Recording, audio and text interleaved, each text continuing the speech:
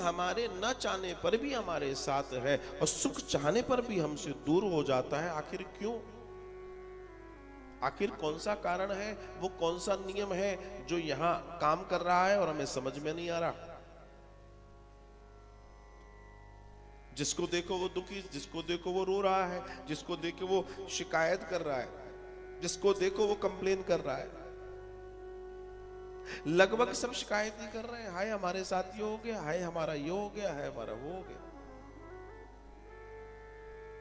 यही जानने, यही समझने का साधन है श्रीमद् भागवतम, कि आखिर अगर जीवन में दुख है तो क्यों है और सुख है तो क्यों है, सुख नहीं है तो क्यों नहीं है और दुख है तो कारण क्या है। अब इस सुख दुख को जानने के पीछे जब हम पढ़ेंगे तो फिर हम ये जानने की कोशिश करेंगे सुख और दुख आता कहां से है। तो सुख और दुख आता है प्रारब्ध से। तो प्रारब्ध होता क्या है? तो पूर्व में किए गए कर्मों का फल प्रारब्ध बनता है। तो प्रारब्ध कौन बनाता है? तो फिर पता पड़ा ईश्वर बनाता है। तो ये ईश्वर कौन है? तो फिर ईश्वर कौन है? क्या ईश्वर राम है? क्या ईश्वर कृष्ण है? क्या जगदम्बा है? क्या शिव है? गणेश है? हनुमान जी है? कौन है ईश्वर? क्योंकि जैसे ही तुम किसी चीज के पीछे जाओगे तो अंत में जाके परमात्मा ही और कोई नहीं है। ये जितने दर्शन परमात्मा हमें देता है ये उसके अवतार हैं। वो एक है, उसके अवतार अनेक हैं।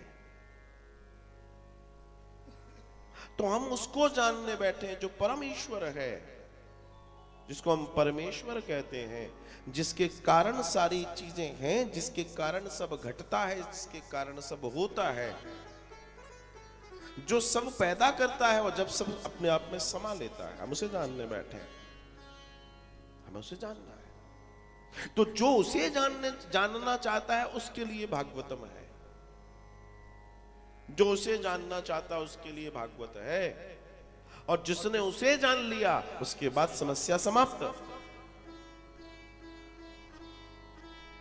5 मिनट के लिए हम ये विचार करके देख लें, ये सोच लें कि वास्तव में हमें जो प्राप्त है वो क्यों है? वो हमारे कर्मों से है। और विचार करो, बहुत अच्छी तरह, अच्छे स्वस्थ दिमाग से सोचो कि अगर जो कुछ है हमारे कर्मों से है तो हम रोएं क्यों और हंसें क्यों? फिर रोना किस बात का?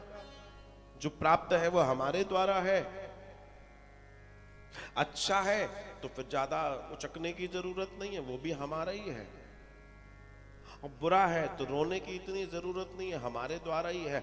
अब मामला ये है कि अगर दुख है जीवन में तो सुख क्यों नहीं है? क्या ऐसा नहीं किया जिसकी वजह से सुख नहीं है? हमें वो करना है। भाई जो हमें नहीं मिला और जिस वजह से नहीं मिला, अब वापस से वही वजह पैदा करोगे कि उस वजह को मिटाओगे?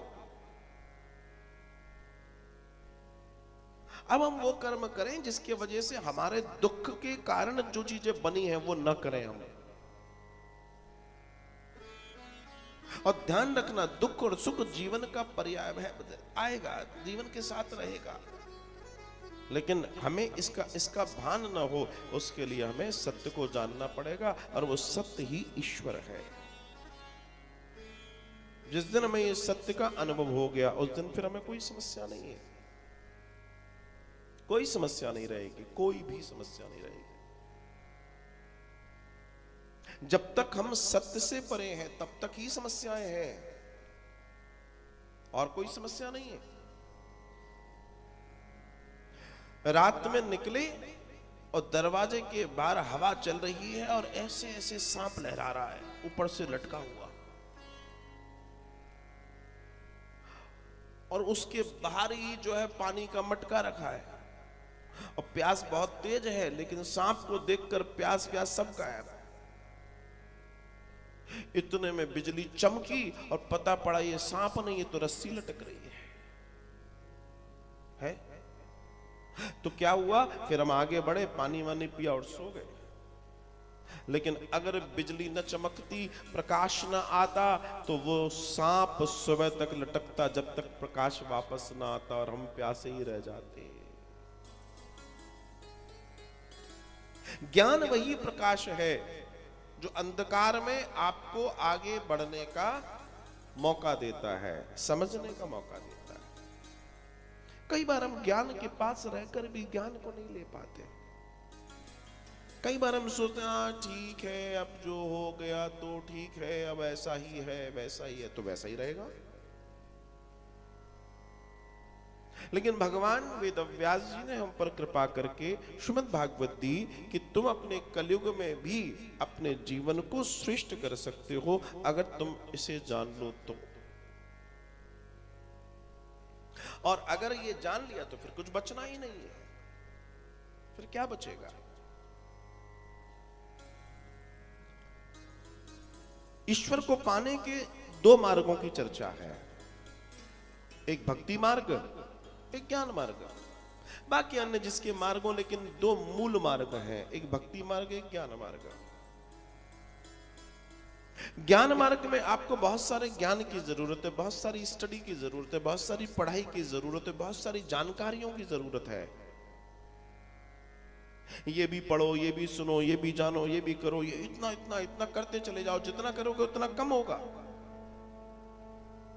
भक्ति मार्ग में बस उसकी याद में रोने की जरूरत है, उसकी याद में रोने की जरूरत है।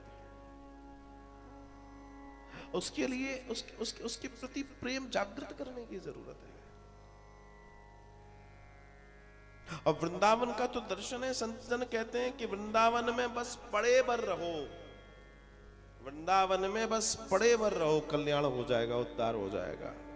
लेकिन पड़े का मतलब ये नहीं है अच्छा हमने सुना था कथा में, उन्होंने कहा पड़े रहो तो हम तो पड़े। अरे पड़े का मतलब ये नहीं कि तुम अपने बिस्तरों पर पड़े हो, खाई जलेबी और सो गए। उसके चिंतन में पड़े रहो, उसके प्रेम में पड़े पड़े रोते रहो, उसकी याद में पड़े रहो, उसके विरह में पड़े रहो, उसके वियोग में पड़े रहो। वहां भी कर्म होगा, कर्म तो वहां भी होगा, और वो कर्म तुम्हारे जीवन का कल्याण कर देगा। सत्य मानना।